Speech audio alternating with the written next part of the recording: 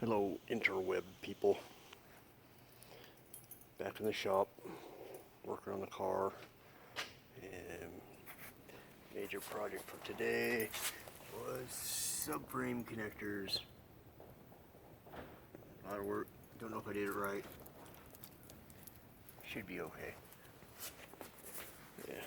It occurs to me, I have never ever once said, dang, you know, I jacked my car up too damn high.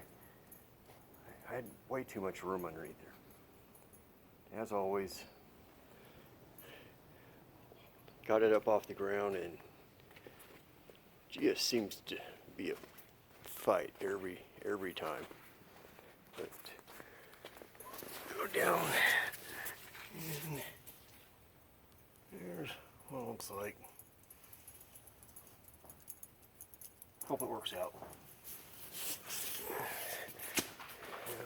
Yeah, got a mess to clean up, but alright. Have fun. Good night. Have a good day.